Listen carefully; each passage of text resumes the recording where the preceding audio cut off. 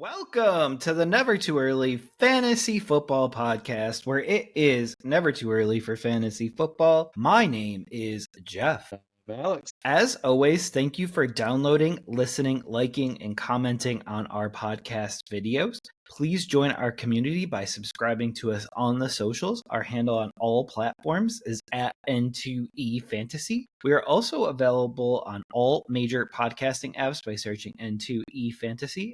Alex, what do we have on today's show? On this episode of the Never Too Early Fantasy Football Podcast, we are revealing our 2025 to 2026 predictions on the NFL awards. So MVP, Coach of the Year, Offensive Player of the Year, Comeback Player of the Year, and Rookie of the Year. We'll talk about it and see, if we have anyone that's the same or if all of them are different and we get to make fun of each other on our picks. So that's going to be fun. But first, we have some league news to catch up on. Jeff, what is the league news out of Pittsburgh? So we have Aaron Rodgers finally signing his 1-year deal with the Pittsburgh Steelers. That is really shocking given the fact that it took this long. It seemed inevitable all offseason, but finally to put pen to paper, actually be out on the field practicing with his team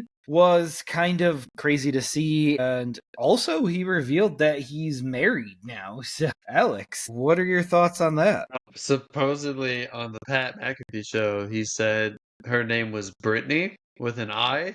So that's all we know. Pittsburgh was the only team that seemed like they were interested at all. I don't see enough weapons for them at all at this point. I think that they're going to look at somebody else to bring in, so it's not just Metcalf and Roman Wilson and Austin and Robert Woods. There's going to be another guy brought in that's probably okay. I don't think they're going to be that competitive right out the gate. It's a tough division. Maybe they'll get their Mike Tomlin 10 wins, but I don't see them going very far. Yeah, I think that the Steelers will likely get their 9 wins again. I mean, that is how it has been written the last several years. Unfortunately, Mike Tomlin's legacy is tied to a 9-8 record or being just above 500. They've floated in mediocrity now for a decade or more, probably since Big Ben exited his prime, and I expect mediocrity to continue in just slightly over 500. I won't know for sure until we release our final raw projections in September. All right, Alex. So we got the next thing here, and I know we've been talking about him a lot offline, but the Colts quarterback, Anthony Richardson, the latest QB to have shoulder issues that shut him down in minicamp. It's never good for a quarterback to have a shoulder injury. He's also had it surgically repaired, and also it's not good to enter camp, especially as a camp competition, with a injury to begin with. So my antennas are up because it's bad enough to keep him out, and he's actually in a race now for his job. So, Alex, what do you make of this? Is this much to do about nothing, or is this something? I'm getting so tired of Anthony Richardson. Seems like he's always injured, and I feel like Daniel Jones is going to be starting a lot sooner than I had anticipated this offseason. I feel like the Colts could have gotten a better veteran quarterback other than Daniel Jones, and he'd be better than both of these two options. But here we are. Only positive reviews of Dan Jones from the locals out there, and only negative news about Anthony Richardson needing surgery potentially again, or resting his shoulder, or whatever. I'm tired of it. Maybe make him a running back. He'd be a great backup running back for Taylor at this point. Would he be able to run the ball with his hurt shoulder? I don't know what kind of shoulder injury it is. Is it like a rotator cuff? Is it collarbone? Like, will he hurt himself like more? Can he lower his shoulder and level somebody? I don't know. but I feel like he got surgery on his AC joint, but I could be wrong on that. I think that sounds right. All right. Another one of your favorites, Alex. Ravens extend wide receiver Rashad Bateman for a second straight offseason, this time to a 3-year extension. Any thoughts on that? He is the third best wide receiver on that team now, Behind? behind Flowers and D Hop. D-Hop. All right. Then we have your team signing their new starting running back, Nick Chubb, to a 1-year deal. Oh my God. Alex, I joke about the starting running back part, but what do you believe his role will be? And I know it differs from what I believe. I think he's the veteran insurance, and I think that he's probably the best number 2 that they have at this point. Damian Pierce has had a lot of talent, just like Richardson. He keeps getting hurt. I don't know what their obsession is with some of the other guys that they've kept, like Dare Wanda or whatever. I can never say his name, but he's not good either. So they needed to bring in some veteran with upside. I do think Chubb is old and coming off debilitating knee injury. I know he looks good to you a little bit last year coming back from it, but got another injury. He's going to be 29. He's a year older than Mixon is. I do think he'll be a very good guy to carry the load, take a little off of Mixon's shoulders so Mixon doesn't break down himself. It's a interesting combination, and it makes me think for whatever reason that this is a AFC North heavy episode and that the Texans really like the AFC North for some reason. Yeah. I believe that he's going to be a viable handcuff, and I expect a closer to like 60-40 split.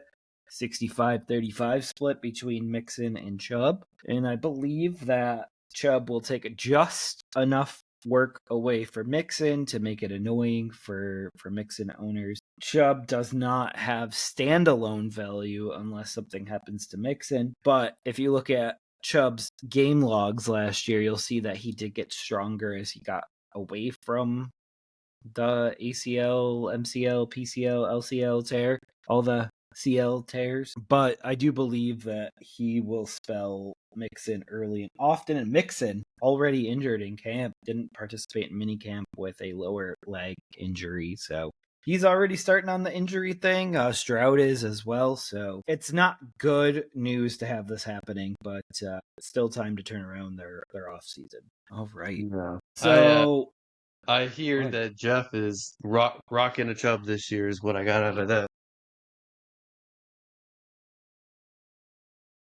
all right. So we have the Broncos signing running back J.K. Dobbins to a 1-year deal.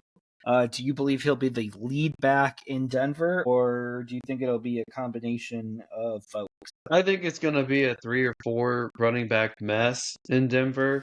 I know a lot of people are excited about RJ Harvey being drafted there. He's already 24. I think Dobbins isn't much older than him, and Dobbins has a lot of potential. Stayed relatively healthy last year. Looked kind of okay when he did play for the Chargers. So I think it's going to be a full-blown committee, and I don't think it's going to be a fun 2025 fantasy season for the Broncos. Yeah, I mean, I think he's going to be the one that leads the backfield, but I don't know by how much because I think Jaleel McLaughlin will be involved.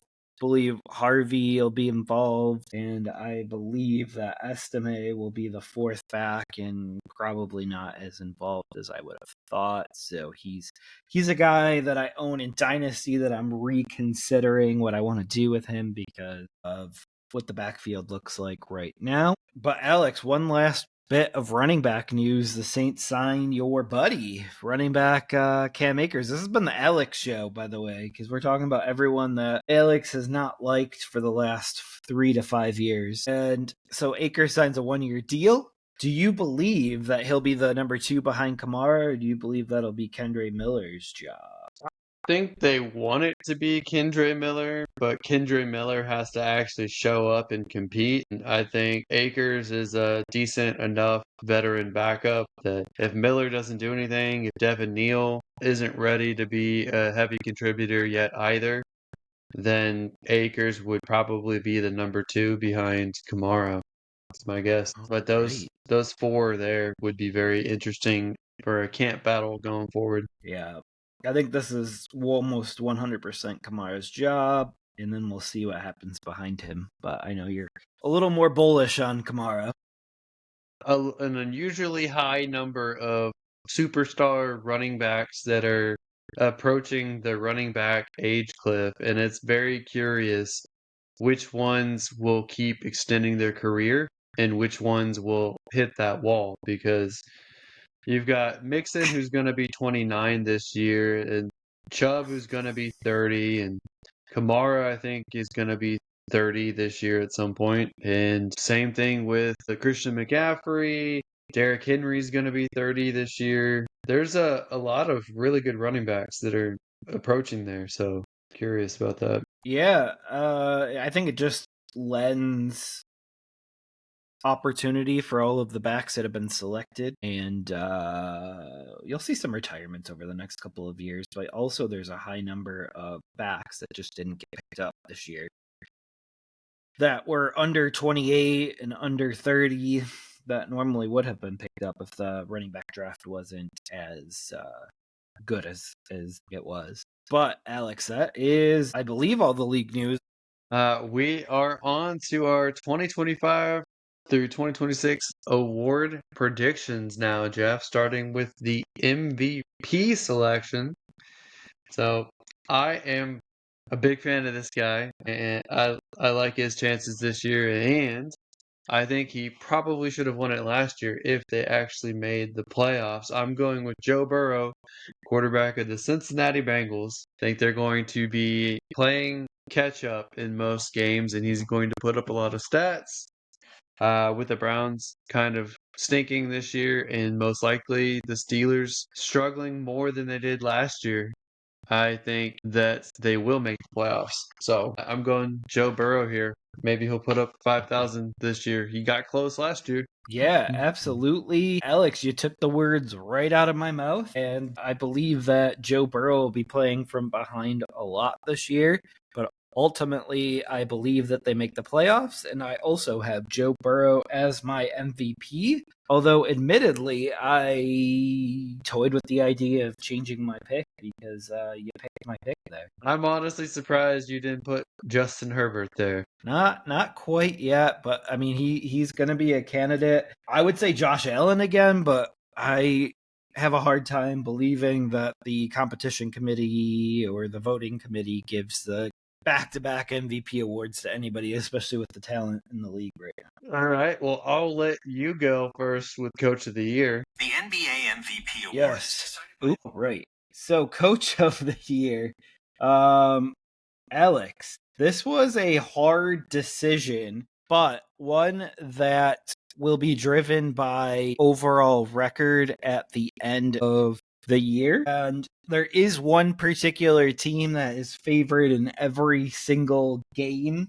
going into this year, and that is the Buffalo Bills. So I will give Sean McDermott his very first Coach of the Year this year. Interesting. I'm going to pick someone a little different here, and I'm going to go with one of your favorite guys, and I'm going to pick Mike Vrabel, the new head coach for the New England Patriots. Comes in to a solid situation after a terrible coach mismanaged this team. I think just his presence and some of the moves that they made, just allowing Drake May to actually play the full season, unlike what Jared Mayo was trying to do. I think they'll win enough games where people are going to say Vrabel looks great, because of look how many wins the Patriots got this year. I don't necessarily think they're a lock to make playoffs or anything, but just a dramatic change in wins will make Vrabel a candidate for Coach of the Year. I really wanted to put Mr. Gamble here again, because if he has double-digit victories, then without his 2 coordinators after they left, then I think he would deserve it. But yeah, I'm not going to put him 2 years in a row. Yeah, I think they're going to take a step back, and people look at what you did the year before to the next year in the voting for Coach of the Year. Like, it's not like head coach plus assistants, it's the head coach of the year. So if they take a step back, it'll still be a step back for Dan Gamble. But I shake my head because Mike Vrabel has been a coach that I've really liked and enjoyed, and you have not liked that take at all. In fact, you've went on rants about how he's not a good coach, and now here you are naming him coach of the year. I don't think he's a bad coach. I think he's an average coach, in my opinion. But that's way better than Mayo. Yeah, but this isn't average coach of the year. This isn't most improved coach of the year. This is coach of the year. I don't see it going to a non-playoff team ever. So that's one of the things that you had just said, that you don't think they're going to still make the playoffs. But my, how the turntables. Well, I'm just trying to look at candidates, and a lot of the ones I would give it to already made it deep in the playoffs last year. So how do you get coach of the year by meeting those same expectations? So I'm like, okay, who is someone who the team stunk the year before and might get a few more wins? And it's Vrabel. But you would agree, if the Bills go 15-2 or 16-1, then it probably has to be Sean McDermott, right? I mean, didn't they do that this year? I think 13 wins they had, so that would be 2 to 3 more wins. If they go 17, that's like a perfection. Well, my problem is the Bills have already been winning so consistently. I don't know if they would give it to McDermott because he would just be meeting everyone's expectations. Yeah. You know what I mean? Like Dan, the other Dan, the Washington Commanders head coach. Like the Commanders went from picking second overall to the championship game. So that is the type of thing they're looking for. Forced Kevin Stefanski running back Sam Darnold to 15-2 record. But there really isn't that storyline this year. Well, I mean, maybe your boy McDaniels in Miami, if they make a deep playoff run. Could. I mean, they could. We'll see. TBD. All right, Alex, I'm going to let you go with the offensive player of the year. Well, it's going to complement my MVP. I'm going to go with a wide receiver this time, and I'm going to go with Ja'Marr Chase in offensive player of the year because Burrow's going to throw him the ball so many times. I think last year was Saquon Barkley. So this year I will not go Saquon Barkley because we have noticed a pattern that they don't like to do things over and over again. Look at Lamar Jackson last year losing out on the MVP award. But in this particular scenario here, I am going to go a Detroit Lion in Jahmyr Gibbs. I would be very curious how it shakes out in Detroit because they lost their offensive coordinator. I don't know how this offense is going to play out. I mean, I like Jahmyr Gibbs. I'm very curious if Montgomery is still going to get close to 50% of the snap share or if they will lean heavily on Gibbs. If they do lean heavily on Gibbs and he can stay healthy, he can absolutely be the type of player to be Offensive Player of the Year. When it comes to my pick with Chase, I think sometimes they give awards out to players or coaches the year after they actually earned it.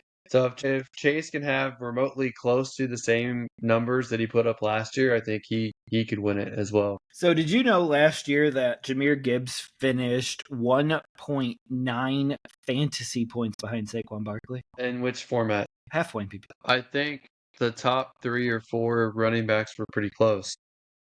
Henry was right there at 326.9, roughly 12 points behind Saquon Barkley. You know, Chase finished like 50 points over the next closest wide receiver. Yeah, 2,000-yard running back, though, is a lot harder than receiving. But yeah, he finished what?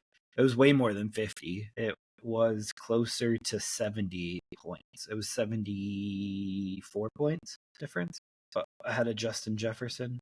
266. Yep. But their record and their playoff hopes, I think, dashed a lot of the awards for the Bengals last year. If you could be right here. I do think it's a lot harder to run it back, though, and it put up the year that he put up last year, but we'll see, especially with talent like Lamb and Jefferson, others that are coming on like your neighbors. You also have your St. Browns of the world. So I don't know if Chase will be the number one receiver 2 years in a row. Yeah, we'll see. If he is, he deserves this. All right, Alex, I will do my comeback player of the year first here. And what I've noticed is that the league likes to tend to lean into like injuries and off-field things that their people are coming back from. Really, only one person fit that criteria for me, and for me, it's Christian McCaffrey with the San Francisco 49ers. He'll be the comeback player of the year. I mean, that's a very solid choice. I'm going in a different direction on this one as well, because if Miami has a bounce back this year, which I don't really know how I feel about that, but if they do, it's going to be because Tua is healthy the whole year. And if he's healthy the whole year, he probably is the bounce back candidate as well. I don't know, man. I don't know. What about I JJ don't McCarthy? like it. He bounced back from what? He never Getting played his injury. rookie year.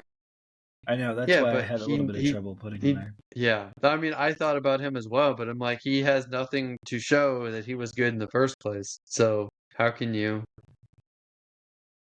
be a comeback player? You know what I mean? I hear you. Tua finished quarterback 22 last year in fantasy, though, so it's not like he had a crazy bad year. It was only 4 spots below CJ Stroud, so, and he missed himself 6 games last year. So Yeah. I don't know how much he's coming back from. So if Tua plays all of the games, then he could actually finish as a top 10 quarterback, and he would have to get the award at that point. Unless McCaffrey got 2,000 yards. You know what's weird is that if Penix got hurt in preseason and Kirk Cousins came in and lit it up, he could be the comeback player of the year, too. Yep. But if Bryce Young didn't put up his stretch from like the last 7 weeks of the year last year, I think he would have been a candidate for comeback player of the year. I think he still could be, but I would have a lot harder time justifying that. But he was benched for, 5 weeks? You don't think Deshaun Watson would be comeback player of the year? Right. Did you hear that? I said, do you don't think Deshaun Watson would be comeback player of the year? He could be. We don't even know if he's not starting this year. He's still on the roster. He's almost healthy. I meant that in all its connotations. Yeah. Alex, what would we do without you? All right. So you're going with Tua. You're going with a lot of players that you don't and coaches that you don't particularly like, which is insane. So either you have been rage baiting me doesn't mean all this time I and can't secretly see like these players. No, just because I don't like them doesn't mean I can't foresee a chance that they're actually okay. Like, I can separate the two. Can you? Yeah. All right. It could be Tyreek Hill, though. He battled a wrist injury all of last year. Yeah. All right. We've got Rookie of the Year, and then we can wrap this up. Great. You want to go first, or you want me to go first? It doesn't matter. I mean, unless you have someone different than the obvious. We're both going Cam Ward here, right? Because this is typically a quarterback award. Well, I am personally going Ashton Jeanty as the lead back of the Raiders, the only running back that could potentially actually have a heavy workload early on. He's a special back. He's got a special place in my heart. I don't like that his college team was the Broncos and he's playing for the Raiders now. I feel like that's a little misleading and a mixed signal. But with Pete Carroll, I think he's the Marshawn Lynch to that team. And I think that they are going to be more competitive than people think. I don't know if that means playoff berth yet, but I do know that they could spoil it for people. Jeff, who do you have as your offensive rookie of the year? I am also going Ashton Jeanty here. I believe that he finishes as the top skill guy for rookies this year. With that being said, he's still RB for me right now in redraft, but no wide receiver or other running back gets close to that, so I still have to go Jeanty here. Alrighty. Well, that does it for this episode of the Never Too Early Fantasy Football Podcast. Thank you all for downloading and listening to this episode, and please don't forget to like and subscribe. Please leave us a comment and share the show. Every little bit helps. You can find us on all podcasting apps by searching N2E Fantasy and with our handle at N2E Fantasy on all social media platforms. Please join our community and give us a follow. Until next time, take care of yourselves, and remember, it's truly never too early for fantasy football. Thank you again. Hi, everybody.